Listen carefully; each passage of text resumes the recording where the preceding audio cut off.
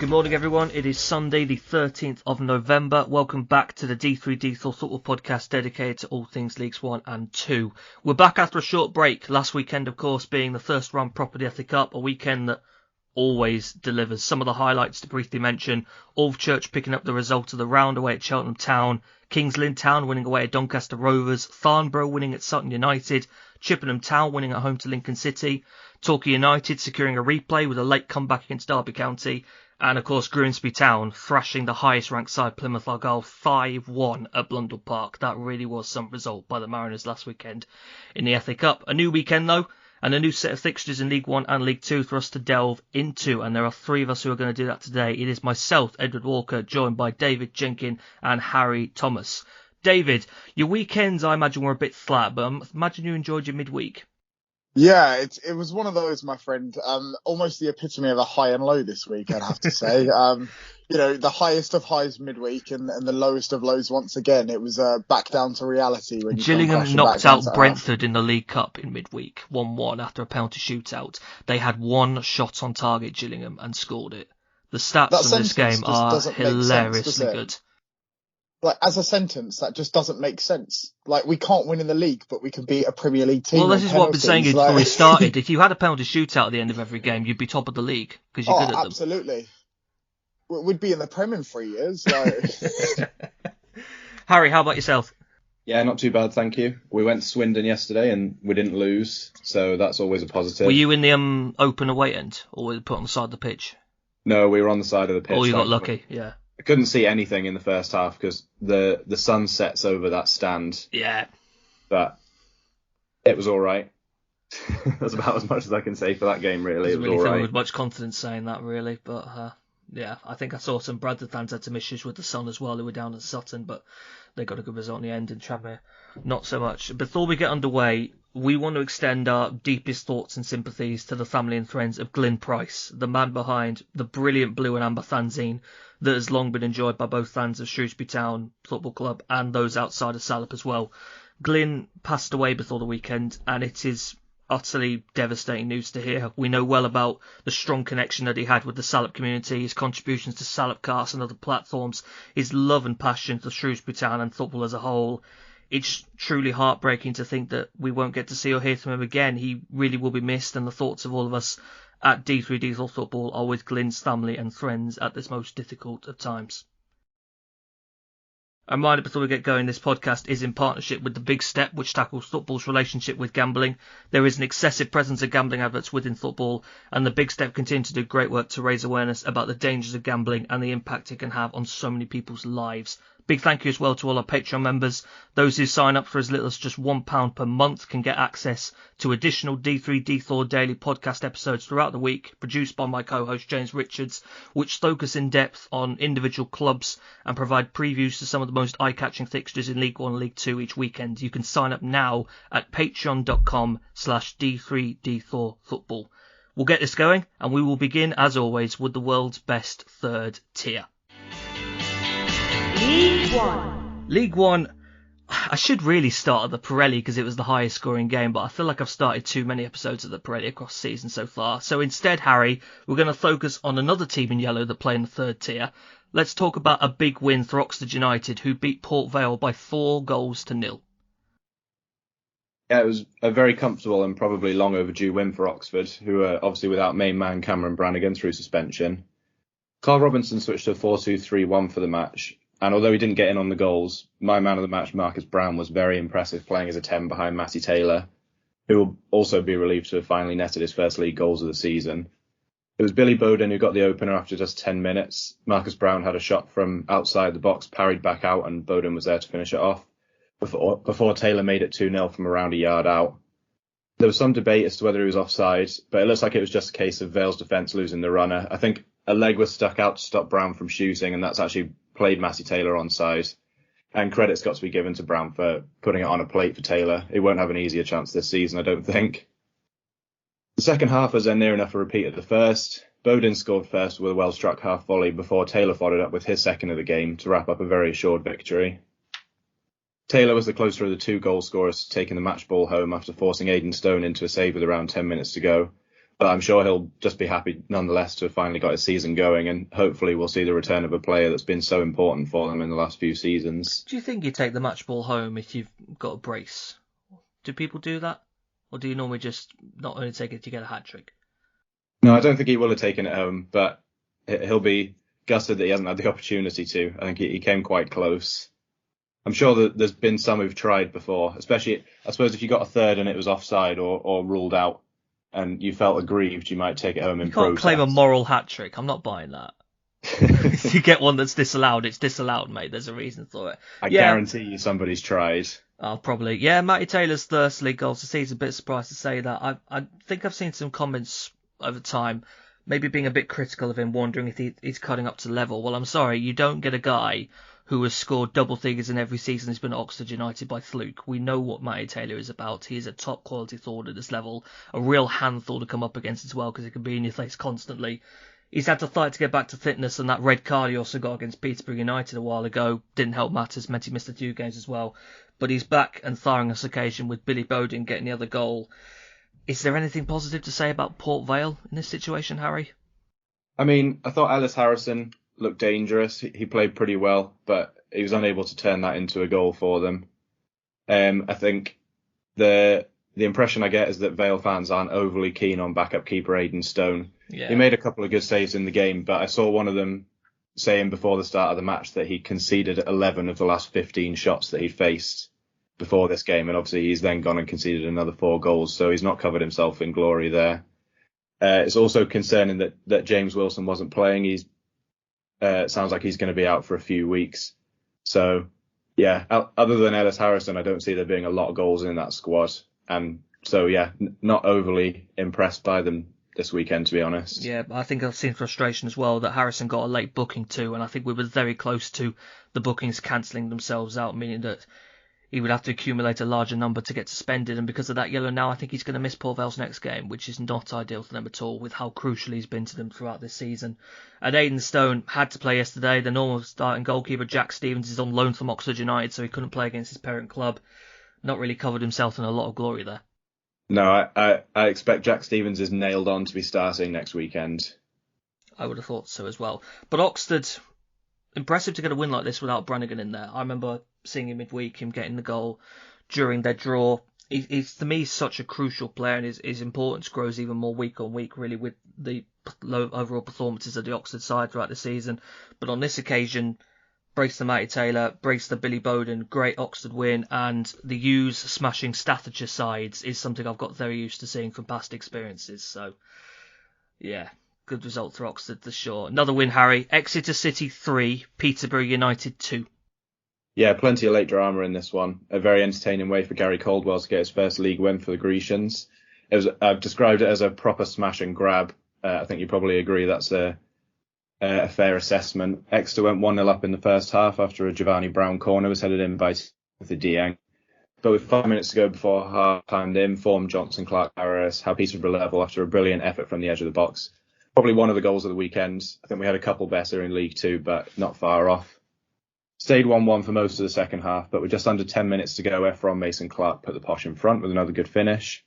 They held the lead for just 5 minutes, though, as substitute Sam Nombe bundled home an equaliser from close range. Then, early into 5 minutes of stoppage time, Giovanni Brown latched onto a poorly dealt with long ball, and Kelder shot into the top corner to earn his side all 3 points. Caldwell doesn't seem to have tinkered too much with the setup of the team. He's continuing with the 3-4-1-2 that was proving successful for his predecessor. But that's 2 weeks in a row that his side have scored late winners to complete a 3-2 victory. And so he's clearly made an immediate impact on the squad's mentality in his brief time in charge. Handed a first start in nearly 2 months to captain Matt Jay, and he was also able to bring on Jonathan Grounds for a brief cameo in the 95th minute. He's been out for a couple of months with a calf injury, so it'll be good for them to see him coming back in. Yeah, really good for Exeter, and Jay Stansfield once again catching the eye. No goal from yesterday, but it's clear from watching him in his loan spell and the progress he's making under Exeter that he is going to be a very good player higher up the pyramid later down the line as well. And I completely agree with you, Harry, that Caldwell, when he came in, I think there was maybe a bit of uncertainty around because he'd been out of football for a long time. The best memory you had of Caldwell was the Wigan Athletic team that he took up as League One champions, and that was back in 2016 we're talking about here. So his time in other jobs since, I think his time at Wigan was fairly brief after that promotion. didn't have the best of it at Chesterfield, although from what I recall, Chesterfield were not in the best state anyway. And it's tough in Scotland didn't have too much success either. So to come back to Exeter, raise some eyebrows, I think it's fair to say, is the successor to Matt Taylor. But what you asked was that at the minimum, he could continue the great work that was being shown under Matt Taylor. And as you say, retaining the formation, retain the personnel. Exeter, once again, continue to have an excellent season in League One. Yeah, they're looking really good.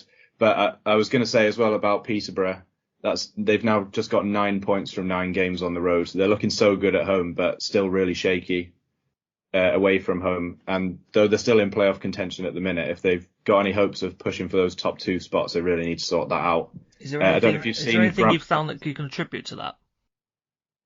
It's hard to say, really, because, I mean, it's not like they're going away from home and not scoring. They scored 2 yesterday, and they went 2-1 up with less than 10 minutes to go. They just seem to be leaking a lot of goals. And I found Grant McCann's post-match interview quite interesting. He said that he panics any time that he has to make a substitution. He's really not keen on the depth of the squad. And I can sort of see where he's coming from a bit with that. But as he said, they were 2-1 up and he made a few changes and they ended up losing 3-2. So it sounds like they're going to have a pretty busy January, bringing some players in so that he's got a bit more depth on the bench. It is weird with Peterborough, isn't it? Because this is not the first result I looked at and thought that's disappointing in their perspective. Yet they're still in the playoffs. They're still up there. And this is maybe the thing at the minute that's costing them for being right up there with those top 3. Yeah, well, I think that in the home league table they're second, and they're well down into mid-table and in the away league form. But only 9 points from 9 games is really poor for a team that's trying to get promoted. So. It is. They do need to pick up on the road for sure. But another great win for the Grecians at St James Park. I'll tell you what, every time I think back to Burton's 2-0 win at St James Park over them back in September, I'm getting more impressed because the Grecians at SJP are going really, really well under Gary Caldwell for sure. Talking of Burton Albion 3, Charlton Athletic 3. Once again, we are talking about a high-scoring draw involving Charlton Athletic boys, but this one without the tasty finale this time. The last goal in this game was the 76th minute. A little bit disappointing because I quite like some stoppage time drama in these high-scoring games. When you get these kind of results, these high-scoring draws, high-scoring wins, I think you tend to sit in one or two camps with it. You either look at this with the attitude of goals equals entertainment and you're really pleased to see a game that's got such an eye-catching scoreline to it, or you're one of those that tends to look at games from a more defensive standpoint and you find yourself just tearing your hair out at what you're having to watch in front of you. I sit in both camps with this game, really. Part of me is delighted that there's so many goals in it. If you offer me a 6-goal match before kick-off, I take it every time. I'm sure, David, you'd love a 6-goal game at some point with Gillingham.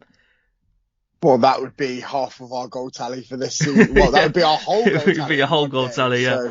So. It would be quite good to you, yeah. I would always love the chance for a 6-goal game before kick-off if it got offered to me. But I also found myself watching this particular game back thinking, do you know what? I completely understand why these two combined have conceded 64 goals so far this season. Charlton got the lead in this game through Charlie Kirk, fed through by Ryan Ennis, who'd stepped up from the back line to feed him in behind.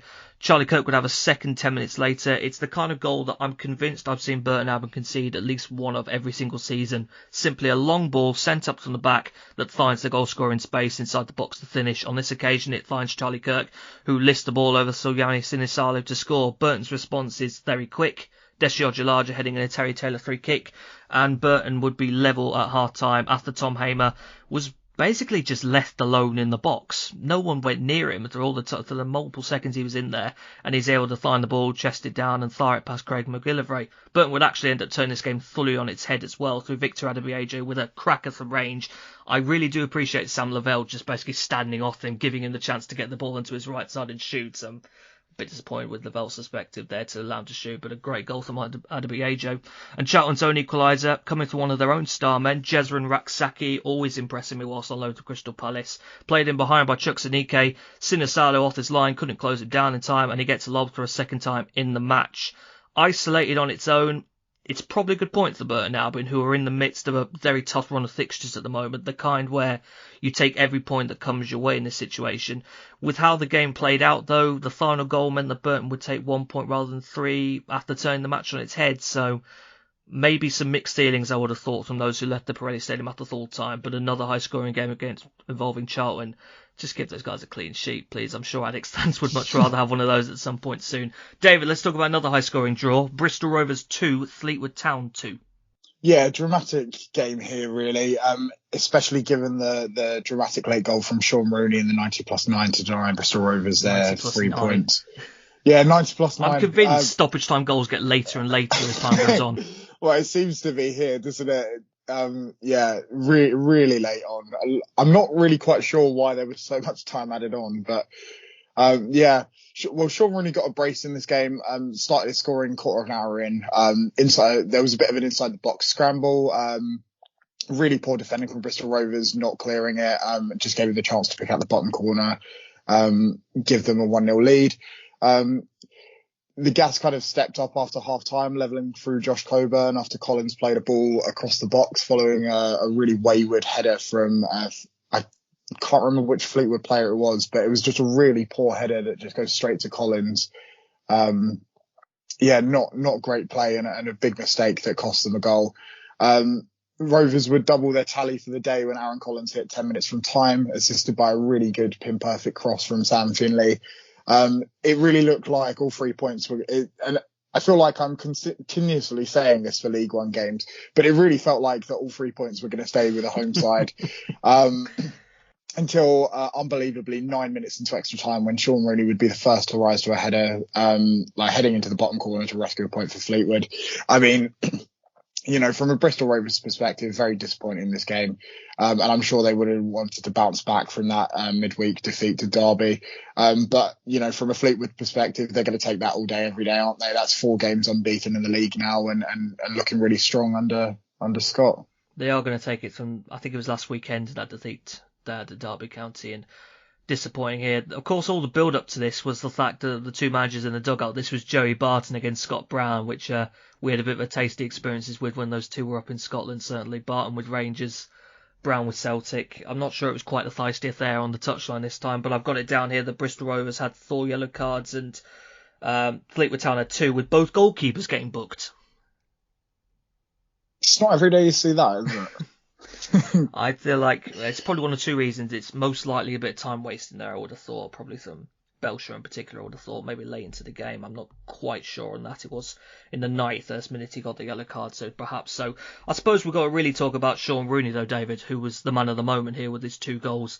He's someone that is really impressing me for Fleetwood Town. He's played up the right-hand side, at right back, at right wing back on this occasion when they're playing this formation that they're doing currently under Scott Brown. A very good technical player, quite a wind-up merchant as well, I've noticed. He was really milking that first goal celebration in front of the Bristol Rovers fans. Yeah, but I think that's arguably what you expect from a player like him, Like, he's as you say, he's having a really, really good season. And I think, I think it's credit as well to just the way that Fleetwood are playing and the way Scott Brown's got them playing, that he's really getting the best out of him at the moment. And it just seemed that yesterday he was just first at everything, or he was kind of getting into those spaces and just kind of really causing a nuisance for this Bristol Rovers team. Yeah, picked up from St Johnstone, I believe, in the summer as well. One of the good recruits to Fleetwood that have really improved on last season, where they just had this really tense, really uncomfortable relegation battle throughout the season and look like they're going to be a very comfortable side this year. They're going well. Another goal and assist for Aaron Collins. He's up to 17 goal contributions this season.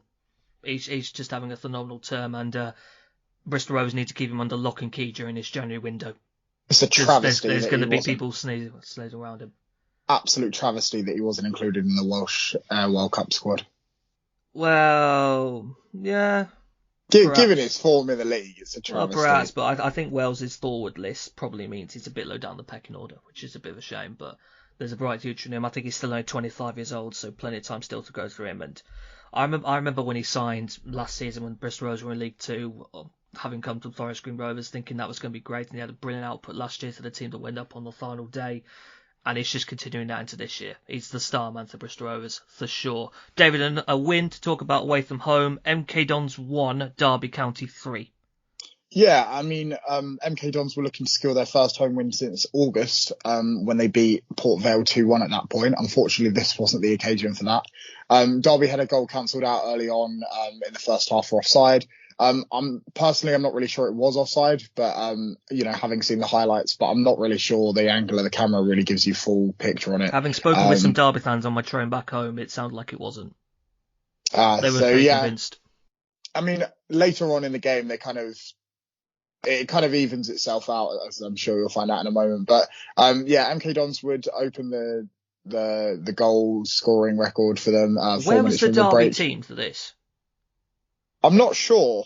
Not where they should be. It raised my eyebrows because Louis Barry just gets the ball around halfway. I'm thinking, is there no one in front of him here? He's just... Yeah, I mean, they've kind of all pushed massively up, and it was almost like they were trying to box them into their own half, and it just didn't work. Like, obviously, I know it was a corner ball that, Derby took a corner was cleared. Holland gets the ball, sends Barry on his way, and he just sprints from the inside of their half. Is there any worse feeling than conceding from your own corner? Because it does happen. Yeah, I mean, I'd argue losing a game altogether is not a great feeling, is it? But I'm too familiar with that at this point. But yeah, Louis Barry still had a lot to do. He ran the whole length of the half. Joe Wildsmith has come rushing out and he's just rounded him and put MK Dons in front. Probably a really positive outlook from MK Dons at that point, and they may have hoped that they would get something, but that wouldn't be the case. Derby delivered a swift reply just 2 minutes later.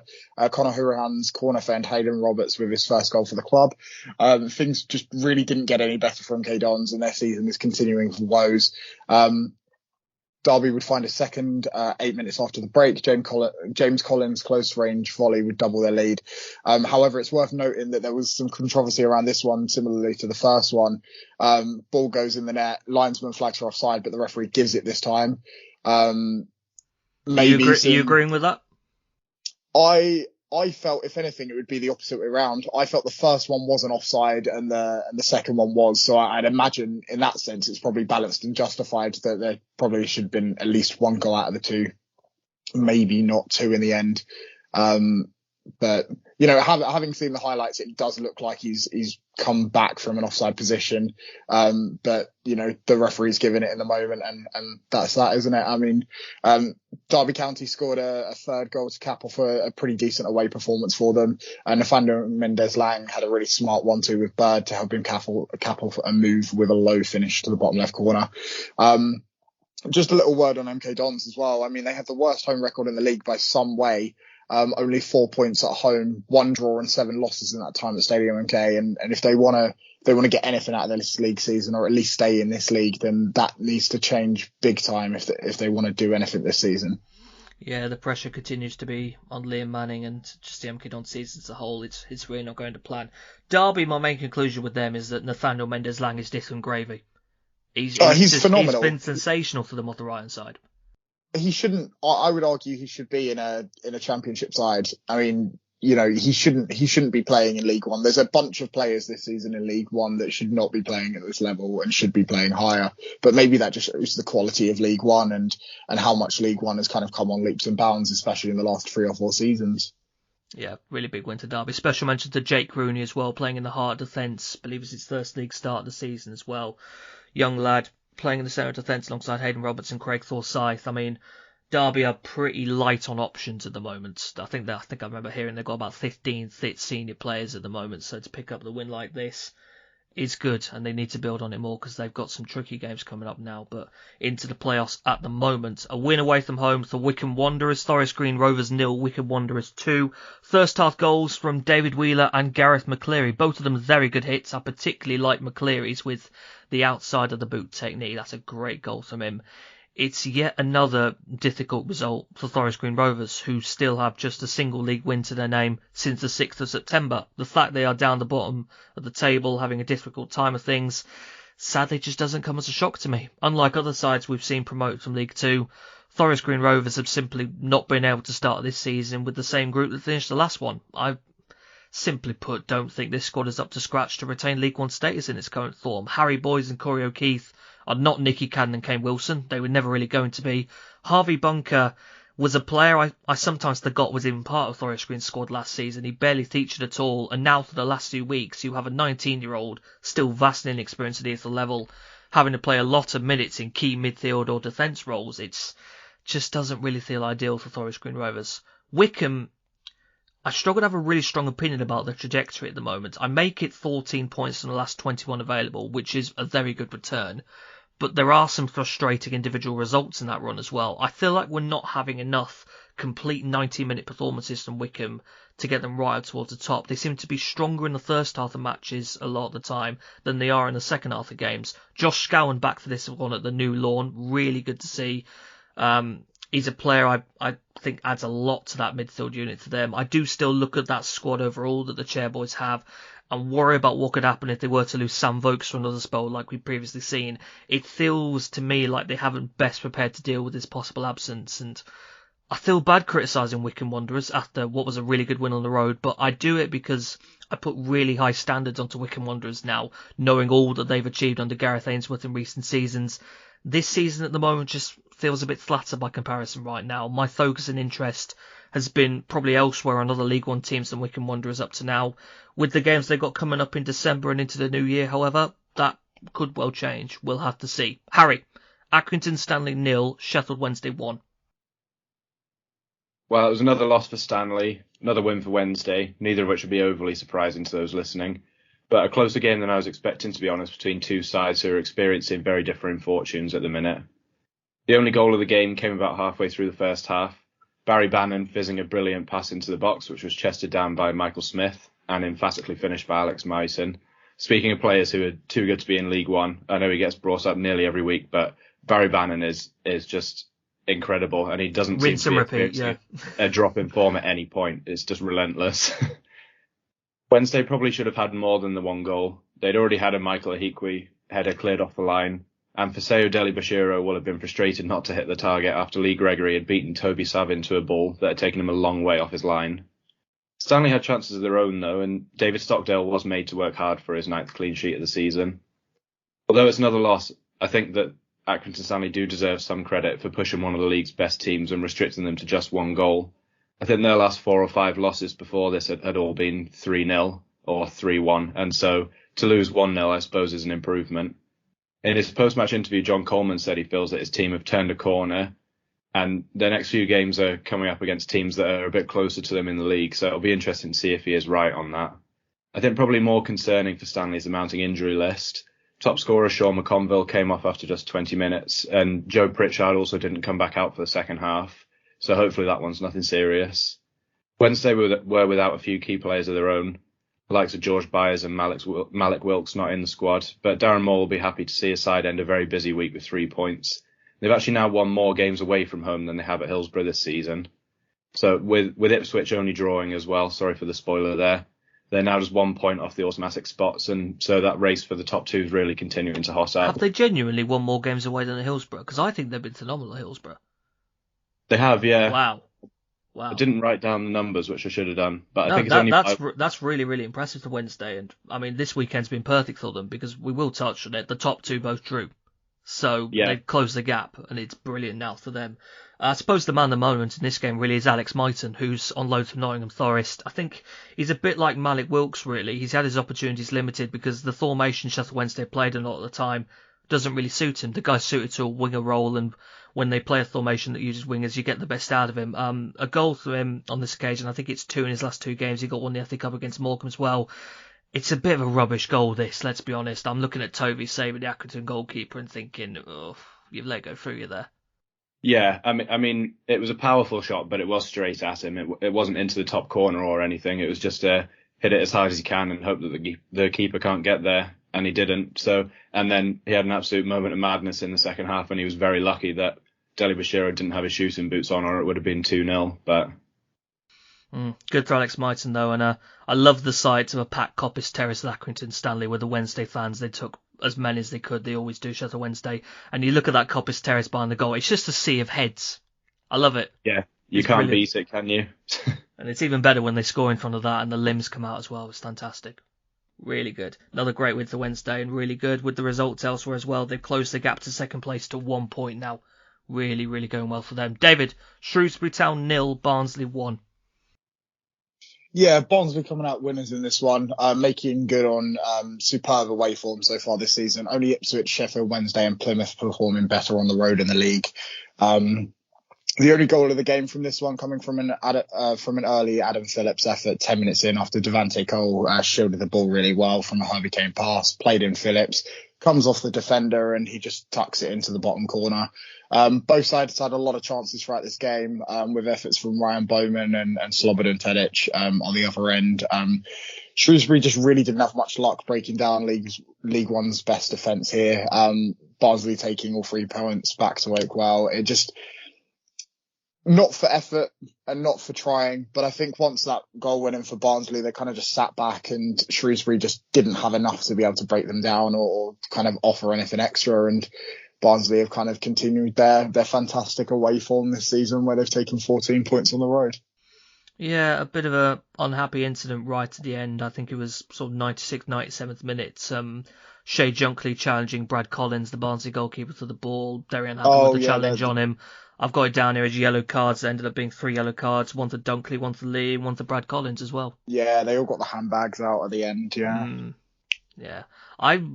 David, do you understand Shrewsbury Town? Because I'll be honest, I don't. Every result they get, I just don't understand how they get them. But they feel so inconsistent with performances to me. Yeah, I mean, it's a tough team to suss out this season. That's for sure. They're not doing awful, but they're not doing great. It's sort of that middle ground, really, isn't it? I mean, which you'd kind of expect from a team that's sitting exactly kind of the middle of the table. But I think they're having an okay season, but it's arguably really balanced, isn't it? Like, you know, they're not really scoring sometimes when they should. I think they lack a little bit of creativity at times as well. And I think, you know, you kind of have to understand it in this game where, you know, they are facing the best defence in the league. But I think they really struggled here. And I think there's going to be a few teams in this league for sure that they're going to struggle against. But yeah, it's not going overly great for them, is it? It's a half and half. It's just ticking along, really, isn't it? I think they seem to do well with the bottom half sides, but find it a bit difficult when those top teams come along. Which arguably you'd expect anyway, but I'm sure most Shrewsbury fans will feel it's a bit of a Marmite moment this season, isn't it? You know, you're kind of on and off. You either love what's going on or you hate it. Like it depends on your expectations where you are as a fan, doesn't it? Whether you think, you know, you deserve to be in that position or maybe whether you should have picked up some more points. I just want to quickly highlight this tweet from Doug O'Kane of the Barnsley Chronicle. A Shrewsbury sub has just emptied his water bottle all over Tom Edwards' long throw towel. I believe it was Rob Street, and that is housery I can get behind. I like that. Well done, Rob Street, but well done, Barnsley, for the win. 4 results, I'm going to run through all of them. Draws: Morecambe 1, Portsmouth 1. Morecambe's opener coming from Liam Shaw, who pushed forward to midfield to latch on to an Adam Mayer cross. There's a pair of youngsters really catching the eye to the Shrimps at the moment. Pompey would get their equaliser through Colby Bishop, but another respectable point to the Shrimps in the battle against relegation. I think they've had 3 1-1s in a row in League One now.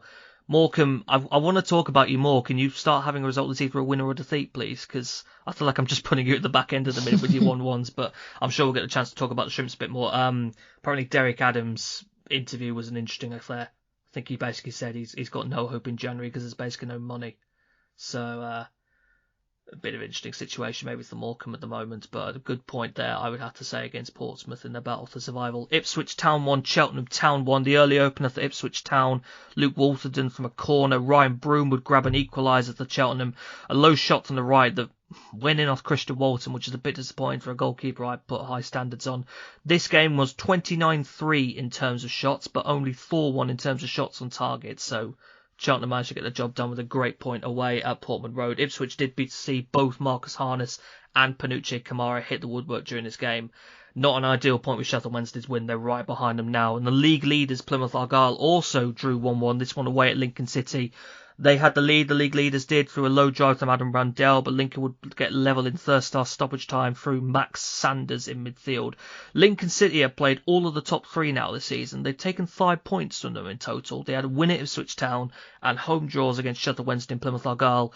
Not bad going at all to the Imps. Pretty impressive from them. The only goalless draw yesterday to mention, Cambridge United 0, Bolton Wanderers 0.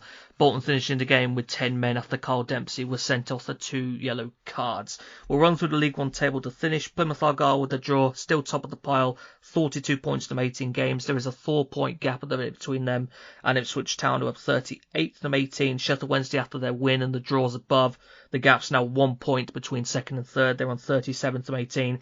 Peterborough on 31 from 18. Portsmouth into the playoffs, 28 from 16. Derby County on 28 from 17. Bolton on 28. Barnsley on 27. And you've got Exeter and Wickham on 25 to the playoff hunters. Forest Green Rovers, after their defeat, have fallen to the bottom of the table. They're on 13 points from 18 games. Burton Albion, after the draw, up to 23rd. They've also got 13, but a slightly better goal difference. Morecambe are 22nd on 14 from 18. MK Dons 21st on 14 from 17. There's then a 3-point gap to Accrington Stanley, who are in 20th, 17 points from 18. Still looking nervously over their shoulder whilst they're struggling to pick up these results. Let's drop down and take a look at the world's best 4th tier. League 2. League 2, I am going to kick this off, and I'm going to begin at Blundell Park. Grimsby Town 1, Doncaster Rovers 3. Some very exciting team news ahead of kick-off for this one. John McAtee in a Grimsby Town matchday squad for the first time since the opening day of the season. He is a hugely popular figure at the Mariners. He is a big part of their successful promotion push back into the Football League. He is a player capable of changing games with his individual quality. He's a player so good, in fact, that Luton Town swooped to sign him in the summer, and he is back on loan at Grimsby Town, but has been out injured for a long period, and I wasn't expecting him back this quick, so I'm very excited to see him again in action. He started on the bench yesterday, came on to play 30 minutes, got the goal late on as well. I cannot wait to see more of him, and it's a welcome return because Grimsby are having a problem with fit senior strikers at the moment. This weekend, though, is all about Doncaster Rovers. Danny Schofield's 3-4-3 looks like it could be capable of doing very good things. 2 goals to George Miller yesterday. 2 goals that, for me, are an example of the kind of striker that we know he can be. It takes his league tally for the season up to 9. He's such a great thought, I think, to have for a League 2 side at this level, and he could be great to Doncaster Rovers. Harrison Biggins, influential once again in midfield. That strike from him in the second half to score the second of Doncaster's 3 goals was a really great hit as well. There's continuous improvement I'm noticing week on week from Carl Noyle, a right wing back, a player who, it's well worth remembering, just a couple of seasons ago played a big creative part in Cambridge United's promotion from this level up into League One. I think it could be worth keeping an eye on Doncaster Rovers as the new year approaches. They look good under Schofield. They're playing well. I like this 3-4-3. Keep an eye out for them. This is a great win against the Mariners side, who by all accounts were the complete opposite really of the team that thrashed Plymouth Argyle the week before. Bit of a change in contrast, but I'm glad to see McAtee back, and I want to see some more from him. Got the goal for Grimsby late on as a consolation, but should be a lot of individual quality with him whilst other people remain out. Harrogate Town 0, Leyton Orient 2. It was Leyton Orient's Paul Smith who got the opener in this game. He headed past Pete Jameson from a George Moncur corner. It was completely unmarked in the 6-yard box. I had no idea what the Harrogate defence were doing. He's not the tallest player, but he had absolutely nobody around him, and he was able to just flick a header into the back of the net. Moncur was one of 3 changes from the surprise loss to Wimbledon in midweek, and he was on the score sheet later into the half, conversing from the penalty spot after Smith was brought down by Jameson. After a fairly one-sided first half, it was arguably Harrogate who came out stronger in the second, and a combination of an Omar Beckles clearance on the line and some good goalkeeping by Lawrence Figueroa was required to prevent them from pulling one back. They had 58% possession in the second half, as well as more shots and a much better pass rate than Orient, but they were just unable to find the finishing touch to turn this into a closer contest. Orient had chances of their own to further extend the lead, but in the end they were able to rely on those 2 first-half goals to see them hold on to their 3-point lead at the top of the table. Simon Weaver will be frustrated that his side have once again played well for 90 minutes but come away with nothing. They really need to find that cutting edge if they're going to pull away from the relegation zone. There don't seem to be many games where we come on here and say Harrogate were outplayed, but it seems to be alarmingly regular that we come on and say Harrogate gave their opponents a good game but they came out of it with nothing. Luke Armstrong still isn't looking confident up front despite finally ending his goal drought in midweek.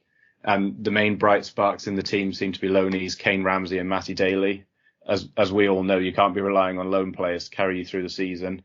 I think especially with the troubles that Huddersfield are having, I wouldn't be surprised to see them recall Daly at some point. Harrogate have got about half of Huddersfield Town on loan at them. There's so many of them. Jaheim Hardley's the same on the left-hand side. Yeah, and with Huddersfield struggling, I wouldn't be surprised at all if they try to draft some of them back in to try and turn their form around. But I mean, I think I could see Matty Daly slotting into a few League One teams as well, or at the very least higher up League Two, and they might decide that he'd be better off developing somewhere where he's playing at a bit of a better standard. So being so heavily reliant on him seems like quite a risky approach, really. Yeah, I'm a big fan of Matty Daly. I was impressed with him at Hartlepool United last season. He went to Bradford, not at the best time of things, but back at Harrogate, he's quickly becoming a key man for them. Really big influence to them behind Luke Armstrong. A great win for Orient, another example of why they're doing so well up at the top of the table, and probably the perfect game in the end, really, for Richie Wellens getting that 2-goal lead, holding the advantage. Without Tom James yesterday, so it was Jordan Brown playing a right back instead, but I'm glad to see George Moncur back into the team and playing, because his quality from dead balls really adds another level to their game. Yeah, and he had a really good game. So they'll be glad to have him back, and they'll be glad to see that their downturn in form was a brief one, because I think it was a couple of losses in a row, wasn't it? And there might have been some concern that the Orient train might finally have been slowing down, but they seem to be back to their best yesterday. So good news for them. Yeah, they had an opportunity to extend the lead at the top in midweek away at AFC Wimbledon, and AFC Wimbledon were an incredibly motivated side. They ended up getting the better of them on that occasion, but not to do. I noticed there's a bit of rotation, Harry, with their strikers. Sometimes it's Charlie Kelman, sometimes it's Aaron Drine who plays up there. Do you think there's one of the two that you think is the better fit to them at the moment? I mean, they're both performing pretty well at the minute. I personally prefer Drinen slightly. But I do think, obviously, Kelman's got youth on his side, and he has been popping up with a few goals. I do like that pairing of Smith and Drinan, though. I think that's probably who my first choice two would be. But when you've got three strikers like that, it's nice to know that you've got two who are guaranteed pretty much to play well every single week, and you've got somebody on the bench who can come off and always cause danger. And that's what a lot of teams at this level don't have, is enough quality up front to be able to rotate. So, yeah, I wouldn't like to pick necessarily, but I think probably Drinan slightly ahead of Kelman. And I mean, at the minute, Paul Smith's got to be the first name on the team sheet. Oh, he's the star in the team, undoubtedly, yeah. And the forward options that Rich Wellens has at his disposal is a big part of the reason why Orient are doing so well. I'd like to get the chance to see a bit more Jaden Weirham as well, the young lad from Chelsea. Be excited to see him. He's only 18 years old as well. David, Gillingham 0, Northampton Town 2. Yeah, I mean, as we mentioned earlier, Gills obviously would have been looking to continue the momentum after knocking Brentford out. I just want to reiterate that one more time before I say what I'm going to say. Do you know what, David? It's all you've got, so I'll let you have it. Go for it. It's all I've had all season, mate. Sam Hoskins scoring the opener 27 minutes in. Powerful effort from close range into the top left corner. Battle past the defender and just kind of, he's stretching for it, but it goes straight in the top. Glenn Morris has no chance at all. 13th goal of the season. That he scored in this game, which is one more goal. Well, you have to add one and double it onto Gillingham's current goal tally to equal that for the entire season. Gillingham have only scored 6 goals across the whole of this season so far. So really, really poor goal tally for the Gills at the moment. Gills were forced into making a change as well after Glenn Morris picked up an injury in the game. So we were forced to replace him with Jake Turner. Not an ideal situation by any means. And Glenn Morris has been really key for Gillingham. Picked up some clean sheets when arguably we wouldn't have got those points and probably would be bottom of the league without him by a considerable way. Gills' troubles would double along with Northampton's goals for the day in the second half after Kieran Bowie met with Hoskins' drilled cross to fire past James Turner from close range. Turner had no chance. He was arguably out of position and just no way of being able to get there. Great win for Northampton in this one, though. Never really had to get out of second gear. Found it very easy. They've climbed into the automatic places with that win. And tell you what, it really sets up a very interesting clash and some much needed momentum for their next game in the league, which will be 3rd versus 4th against Bradford City. Very good. Very, very good, for sure. I want to ask you about the striker situation with Northampton, David, because I think it's a really interesting one at the minute. Kieran Bowie led the line yesterday. They have got Danny Hilton available. He was out suspended recently, but he's back available to play. Not quite hit the goals yet, but undoubted quality in him. And then Louis Perry's been an option as well, who's not available right now. Which one of those three do you think is the best fit for the Cobblers? Sam Hoskins. Up top? I would say so. I've always liked him out wide. I mean, I think he brings a lot of quality from out wide, but you can't deny the contributions he's making. But out of the three, like, I mean, Apire has been really decent this season as well. Like, and Hilton has done well too. But I mean, Hoskins is obviously arguably the star of the team. But yeah, I mean, the thing is I think Bowie's been doing really well. And actually, to be fair, his link-up play, well, yesterday, I mean, you don't really have to link up that much to score against Gillingham. But like the link-up play between him and Hoskins, I think they've got a really good partnership going on. So for me, that would probably be the number one combination at the moment as a personal perspective. Because I think the way they play together and they're kind of dynamic together, they really seem to kind of be able to know where each other is when they need to and play that ball in as and when. Yeah, midfield trio, Fox, Sean McWilliams, Jack Sowerby, great trio. Akinodemayo and Aaron McGowan getting back to fitness and being part of their fullbacks as well. Quick to mention on Gillingham, David. Are you concerned about the situation that could arise with Neil Harris? Because I feel like there's uncertainty there at the moment. I think there's uncertainty throughout the whole club, to be honest. I mean, there's rumours of takeover stuff happening, but I don't know how much emphasis I put on that. There's obviously fans that are discontented with what's going on at the moment in terms of league score, and the way we're going. I mean, the team, like, it's a classic Gillingham situation, really. The team are clearly putting a lot of effort in, and you can see there's a lot of effort, but there's no necessarily results coming from that. I did note that Peter Taylor was in the stands. A lot of fans were mentioning that Peter Taylor was in the stands yesterday, so unless that's an omen for Harris being sacked to replace him, but that would be arguably one of my worst nightmares. The only thing worse would be bringing back Steve Lovell. But I think that Harris has got to have time. I know he's had a decent amount of time, but for me, I don't think changing manager changes anything really. No. I think you're absolutely mad to sack Neil Harris, who is a very high caliber manager for this level. Well, I just don't think we have the resources regardless. Like, I don't think there's going to be much of a difference of change. I mean, he has said in his post-match press conference that he's going to look to rebuild the squad in January, and hopefully that happens. But that's mainly going to be, a typical kind of setup where we're kind of giving loans back to sides and then taking some chances on some other loans and hoping that it pays off. I mean, we won't have Glenn Morris. He'll go back to Crawley Town. It's possible that Dom Jeffries he hasn't played enough, so he's probably going to go back. Elkan Baggett will hopefully stay, but maybe Ipswich Town would want him to go somewhere else to play higher in the league. So there's some big questions over the squad. I mean, there's clearly some players that deserved their shot at this level, but given the budget we have, yes, it might be competitive with I would say it's fairly competitive with some of the teams around us. But we should be doing much better on the budget we're on, and the fact that we would have, that we had League One status last year and we're potentially pushing National League status for next season. Something has to change in January for the Gills, otherwise it's going to be a dire consequence for them. Yeah, the table makes the really ugly reading once again for Gillingham, but at least you're going to Wolves in the fourth round, eh? So at least there are some pluses, I suppose. The Matt Jarvis derby. The Matt Jarvis derby. All right, okay, we'll move on. David, another one. Another one. Sutton United 0, Bradford City 2. Yeah, Bradford continuing their superb away form, with only Leyton Orient in League Two with a better record on the road at the moment. Andy Cook's goal, arguably against the run of play, fired Bradford ahead 37 minutes in after a close range finish, which confused Rose.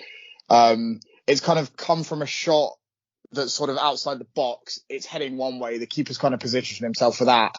And then Andy Cook has sort of like redirected it, and it's sort of dribbled into the bottom corner, and the goalkeeper's just rooted, there's nothing that he can do about it. Then Bradford's second goal, we just need to take a moment to talk about Banks' 51-minute finish, because it is absolutely sensational. Comes from a corner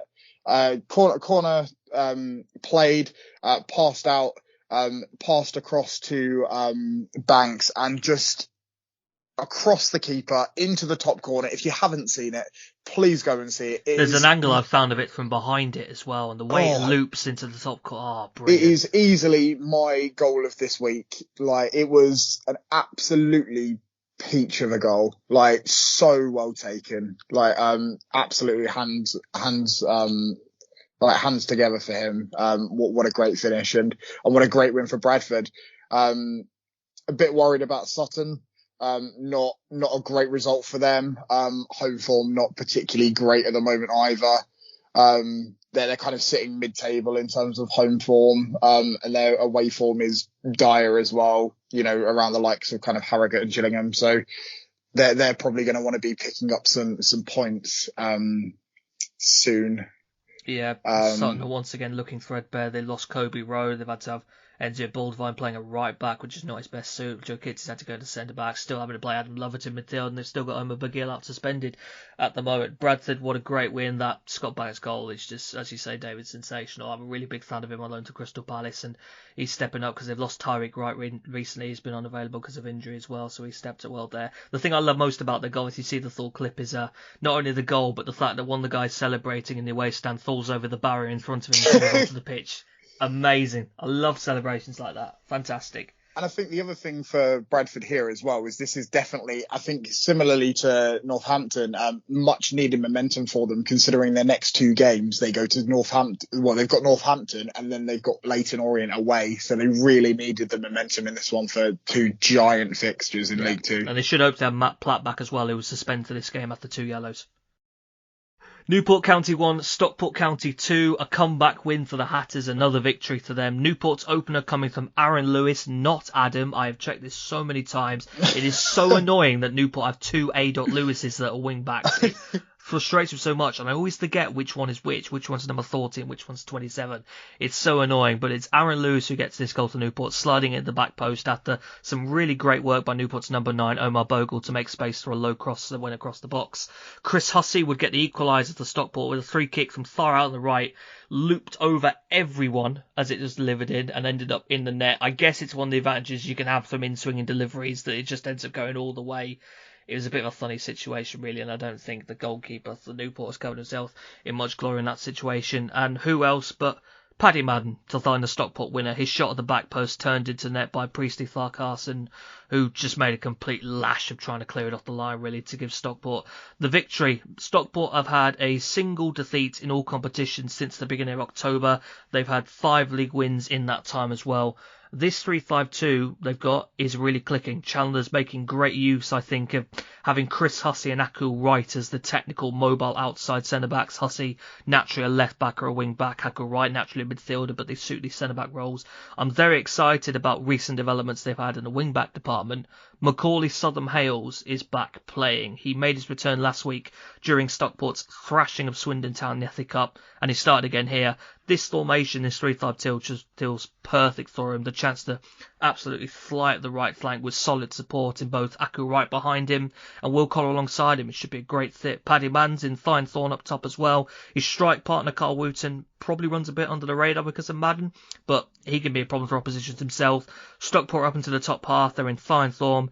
This right now looks like the Stockport County winning machine that went and stormed to the National League title last season. We'll see going forward if they can keep it up, but that's a great win away at Rodney Parade for them. David, Stevenage 1, Hartlepool United 0. Yeah, Stevenage continue their league-leading home form here with a 1-0 victory against struggling Hartlepool. I'm just going to read you a list here. Dion Dublin, Macaulay Bonne, and Danny Rose. What do they all have in common, Ed? I think I know the answer. All three have scored sneaky ninja goals. Hartlepool. Sorry, what? It's gotta be, my friend. If you watch it, it's sneaky ninja goals. Like that. That's just how it is. Like Hartlepool were really unlucky for this episode. Yeah, they were really unlucky after Danny Rose appears to have been training with Macaulay Bonne here. Like, yeah, he's just kind of hid behind Killip he's just waiting in the goal for him to drop the ball. He's dropped the ball down for the goal kick. Rose has come sprinting behind him. Killip just can't react in time. He's walked it past him, and then it looks like he's about to walk it into the net. And I think he then realizes that's probably a bit too much and just taps it in and runs off to celebrate. That would have been so disrespectful if he had gone all the way in. massively It's like, do disrespectful. you remember we used to do this as kids? You get onto the line, completely open goal, you just drop down, just knock it in with your head. Just That with your ultimate head, disrespect, that, yeah.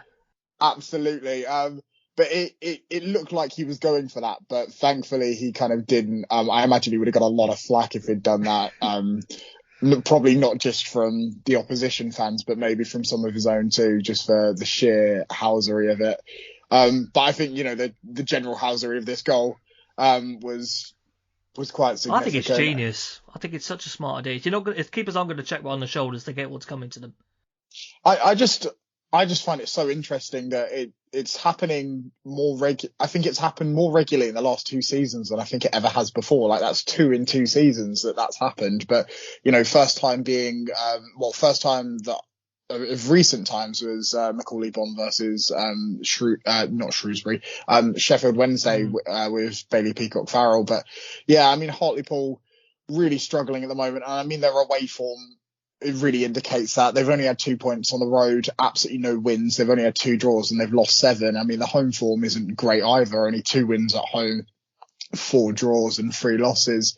To pick up 12 points, overall in the league.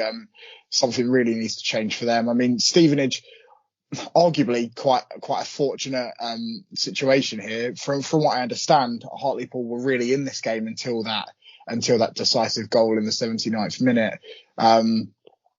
But yeah, Stevenage continuing their fine home form, 8 wins and 1 loss at home in the league this season, with a plus 10 goal difference. Probably not a deserved win, but on the other hand, you take those, especially if you're pushing. You tried telling Steve Evans that. Well, if you're pushing for promotion or you're pushing for that stuff, I think Hartlepool matched them up here. I think a few teams this season have matched Stevenage, but I think, they've just had the cutting edge to just eke out wins here and there. I mean, Steve Evans will always tell you that his team deserved to win. It doesn't matter what the result was, doesn't matter which team you're playing. You could be playing Manchester United in the Prem and he'd still say that he would be the winner. I noticed some comments from Evans during the week. He was talking about Leighton Orient, describing them as this year's Forest Green, as in runaway leaders that no one's going to catch. And Richie Wellens was having absolutely none of it. He was not letting him get into the mind games there. So yeah, I was going to say mind games between those two at the minute. I'm not sure you can compare the two, but Steve Evans has always been one to chuck the mind games in and try to go for that. That's very much a part of his managerial style. But yeah, it's good on Wellens for kind of cutting it out before it's allowed to go any further. But yeah. You can't fault what he is doing with Stevenage though this season. They're second at the minute. The improvement in them, it's huge, and that's another home victory. They've tasted defeat so little at the Lamex this season, and a sneaky goal gets them the win here over Hartlepool United.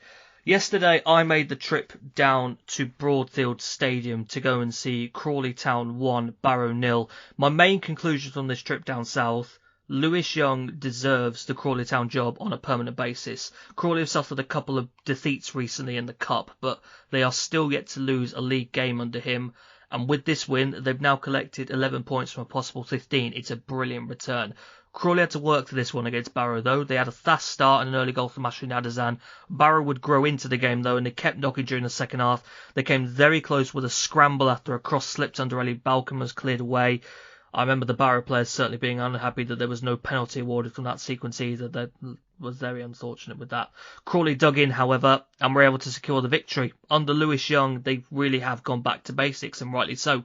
Generally, there's nothing particularly spectacular about them. They are a very direct team, but it's done with the aim of getting the ball over the top to the runners that are going behind. And they're able to do this primarily because of Ashley Nadazan, who is a player who has really had his fire rekindled by Lewis Young. He's such a tenacious runner up top, quicker than I think people probably first assume as well. Whilst he stretches to play, you've got Tom Nichols sat in a deep role behind the front line, and then you have the tenacity of the likes of Jake Hessenthaler, Jack Powell and Teddy Jenks on this occasion thought the midfield behind him. Dom Telfer, part of that front line as well, had a big part in providing the ball across that ended up being converted by Nadazan early on as well. Lewis Young is transforming Crawley's season right now. It's not the kind of transformation that I believe would take them right from the bottom of the table up to the top, but it certainly is going to take them in a positive direction as the rest of the season progresses.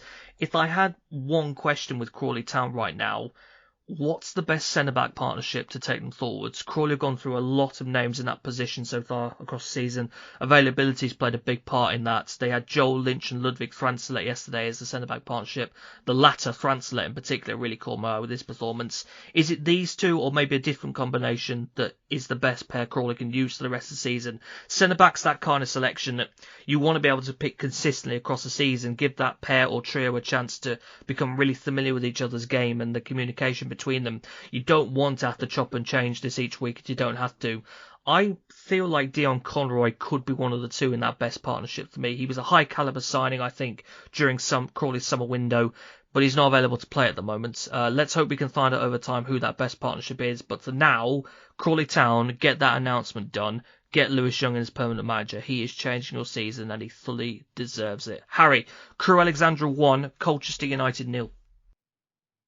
I have to paint this one for what it is, I'm afraid. It was a poor game between two teams that really didn't play well. Despite the win, Crewe fans didn't seem overly enamoured with this performance. It was actually their first win in the league since beating Crawley in mid-September. So if it can help to build their confidence, I guess interim manager Lee Bell won't mind that it wasn't the most exciting performance in the world. There's still some pretty serious questions around their attacking options, though. Courtney Baker-Richardson was out injured, so Bell went for Dan Adjei as the lone striker, and he's moved the team into a 4-3-2-1 that represents quite a significant shift from the 3-5-2 that wasn't really working for Alex Morris. I feel like it is a formation that will allow them to get the best out of Baker-Richardson when he's back in the team, so hopefully his injury won't keep him out for too long. It was Colchester who started the game as the more dangerous team, Arthur Okonkwo having to make 2 good saves to deny Luke Hannon. Shortly before half-time, Adjei sent a long-range effort wide of the far post. That was Crewe's only real chance in the first half. Okonkwo then made another excellent save to deny Alex Newbury, who wasn't picked up at all by the Crewe defence following a long ball over the top. With 10 minutes to go, Colchester were left to rue, not taking any of these chances, as Tarek Owakwi put an inch-perfect cross to the back post and onto the head of Adjei, who couldn't really miss from about 2 yards out. I bitterly thought he was going to collide with the post the way he was jumping. Yeah. I mean, sometimes in the effort of getting a goal, you have to put your body on the line like that. He seems to have got away with it. I think he walked off the pitch at full time, didn't he? So he survived that one. But because, the last thing they would have needed is another striker going off injured. But the defeat means Colchester still propping up the Football League. And as it stands, the Matt Bloomfield experiment doesn't seem to be working very well. They made another 5 changes coming into this game, and their fans are getting so frustrated by the constant changes every week. I don't think he knows who the best starting 11 are. And there are injuries. They've got the likes of Emma Hughes and Matty Longstaff out. They need to find some consistency in who's playing every week if they're going to pick up the form and pull away from the foot of the table. I wanted to just take a moment as well to speak about Alex Morris, because I think the news about him came out since the last time we've recorded. Mm-hmm. Stepped down into the role of assistant manager due to the impact that the job as first team manager was having on his mental health. It is refreshing to hear of somebody in football putting their own well-being first, as it's so often not the case.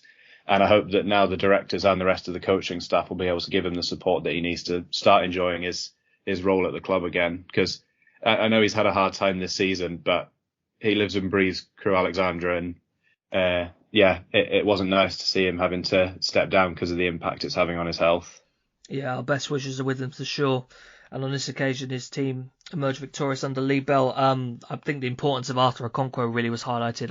I thought watching this back, he's an impressive goalkeeper, I think, for me. A good size to him as well. On loan from Arsenal, I believe, too. Really important to them.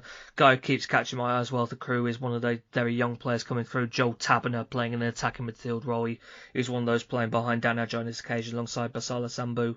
Continues to really catch the eye for me. I don't understand why Colchester started Samson Tavidi up top. I don't get that. The lad is incredibly inexperienced. You've got Freddie Sears on the bench or Noah Chilvers on the bench, and you're starting him. That doesn't make sense to me. And I completely agree with you, Harry, that this Bloomfield test, we were always had our eyebrows raised at that appointment at the start, wished him the best, and it's not working for Colchester at the minute. They're disappointing. Yeah, really big concern. And it's strange because, like you say, there's experience in that team. I mean, Freddie Sears is one of the first names you'd mention when you're thinking about notable EFL players of the last sort of 10 years. And again, Matty Longstaff seemed like a very good signing. I know he's been out injured, but they have got good players in that squad, and I don't fully know why it's not working for them. But yeah, that starting lineup yesterday looked really weak, and Tavide I really don't think was in the game at all. Hannon as well, he had a couple of chances, but he's not been playing overly well this season, so hard to see how they change things to turn things around, to be honest. I want a consistent 11 out of Colchester, and I want a strong-looking one as well, because I don't think Bloomfield's probably using the best. I really think if you have Freddie Sears and Noah Chilvers in your side, you play them at every opportunity you can, because I think they're such crucial players to you, especially in the situation you find yourself in, and that's very frustrating. Another 1-0, Harry. There was so many 1-0s in League 2 yesterday. I mean, there was lots of goals in League 1 and a lot of probably lower scoring wins on this occasion, but a 1-0 here, Harry. Rochdale 0, Mansfield Town 1. Yeah, so Mansfield are back to winning ways after 2 consecutive home league defeats, though I think this is another game that won't be hailed as a classic for years to come. Mansfield always looked the more likely to win. They had 13 shots compared to just 4 for Rochdale, which as a home team in any game, you're not going to be happy with 4 shots all game. And I think only one of those was on target as well. Yeah, just 1 on target. Rochdale defended well and limited Mansfield mostly to long-range efforts that weren't any great danger. Midway through the second half, though, a deep cross from the right from Hiram Boateng found George Maris in the box. And I've written he was able to prod home a winner, but I've seen some photos that were taken by the club photographer behind the line, and it's actually a very acrobatic finish. He's sort of leapt up and he's got his entire body at a perfect 45-degree angle to poke it in from just inside the 6-yard box. It was actually the only shot on target in the second half from either side, so not the most exciting of games. But Nigel Clough quite rightly described it as a competent defensive display, and that's what Mansfield have become known for under Nigel Clough, apart from that goal fest against Swindon 2 weeks ago. They're actually still yet to draw a league match away from home. They've won 5 and lost 4, and this win took them back into the playoff positions, where I still think they'll be come the end of the season. They do look pretty hard to break down for the most part, and they seem to be grinding out these kind of wins. As for Rochdale, it's now 3 losses from the last 5 in the league. And the new manager bounce for Jim Bentley does seem to be well and truly over. They only scored 1 goal in the last 4 games in all competitions, and so I think attacking reinforcements will have to be a priority in January. They look like they struggle for ideas a bit whenever Scott Quigley's not in the team. And though it was nice to see Ian Henderson get his record goal in midweek. Yeah, that is the positive with Rochdale, definitely. And it's the story really for midweek. They got a priceless 1-0 win over Salford. His goal, his 130th of the club, makes him the all-time record goal scorer for Rochdale. Yeah, so I wanted to mention as well, another positive for Rochdale was the debut of their youngest ever player in the league. Oscar Kelly came on in the 90th minute at the age of just 15 years, 9 months and 7 days.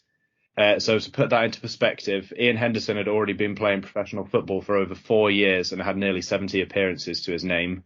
And I've also written down that Oscar Kelly is younger than the iPhone, so do with that what you will. I love that. I remember seeing a stat as well, because they played Ethan Brealey in this game as well, who are desperate to see more, because I think he's a quality midfielder. And I think there was a post from Rochdale as part of their publicity for Henderson breaking the record, that maybe how many years ago Ethan Brealey walked out with Ian Henderson as Rochdale mascot, and now he's playing in the same team as him. He got the assist, I think, didn't he? He did. He got a great assist to that goal in midweek, yeah. The win for Mansfield on the day, very good for them. They're without Stephen McLaughlin at the minute, who is such a key creative part of the team for me in a right left wing back role. And when you suddenly lose McLaughlin, you suddenly look at Mansfield and realise they haven't got another left wing back. So they're a bit low on options there. They went to Kieran Wallace yesterday on the left, so changed to a back four, and he had to go at left back because he's just not suited to the wing back role in the same way McLaughlin is. But a good win for Mansfield away from home, needed after recent results. 3 more games to run through. Swindon Town 1, Tranmere Rovers 1. Tranmere's opener coming from Josh Hawkes. Love that through ball from Chris Merritt, by the way. Lovely through ball for that, after winning possession up high and taking advantage of it. Swindon's equaliser on the half hour. Romeo Hutton with a low cross on the right, fired in by Jacob Wakeling at the back post. Tranmere red card in the 95th minute. How did you describe this, Harry, from John Turnbull? I can only assume he was auditioning for a new Karate Kid film. Yeah, it's not good. It's a horror attempt. It was reckless, and I can't for the life of me understand what he thought he was doing. He must have known that he was going in for a red card. He was trying to intercept the pass and must have realised as he reached, I'm not getting this, I'm just going to hit him. It's going to end up hitting him. So yeah, red card for him. A notable omission from the Swindon Town squad to this game. Johnny Williams Not selected by Scott Lindsay, as he simply didn't want to risk anything happening to him the weekend before he heads out to Qatar. He will be part of the Wales squad, as will AFC Wimbledon's Chris Gunter, which means we get some fourth-tier representation at the FIFA World Cup, which is brilliant. I would imagine Swindon Town deep down want Wales going out in the group stages, for very obvious reasons, really. Williams is such a key player for them, but what a great moment for him, and a testament to the Swindon fitness team as well, that they've been able to keep him that consistent level of fitness that's allowed him to be so great to Swindon Town, get him in the Wales frame. It'd be great to see him out in Qatar. It'd be great to see Gunter out there as well. Just be great to have Wales at the World Cup, because I think it was, 64 years since the last one? Long time for them. And they'll be, of course, part of the group with England, Iran and the USA. 2 0-0s to mention as well. Carlisle United 0, Walsall 0, and Salford City 0, ASC Wimbledon 0 were football matches that took place this weekend. League 2 table to finish. Leyton Orient still lead the way, 42 points from 18 games. Stevenage after their win, they're on 39 from 18. Northampton Town wrap up the top 3, 38 from 18. Bradford City up to 4th, they play each other next week, they're on 33 from 18. Swindon Town 31 from 18. Barrow 31 from 18. Mansfield Town 30 from 18 wrap up the playoff places. Carlisle on 29 just outside. Salford on 28. Doncaster on 28. Tranmere and Stockport wrap up the top half on 26 and 25 respectively. Colchester United still bottom of the table, a measly 11 points from 18 games, not ideal. Hartlepool United on 12 from 18, the other team in the bottom 2.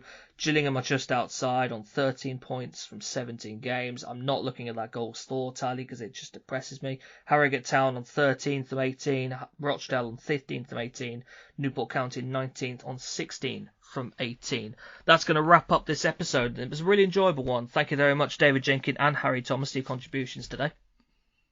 Thanks, mate. It's been a good one. Thanks very much. Yeah, enjoyed that one. We are going to be back again next week. I won't be here. I'm a bit busy, but it will be James Richards resuming his role as the host of D3D4 Football like the good old days. So join us again next week for more from the world's best third and fourth tiers. We'll see you then. Goodbye.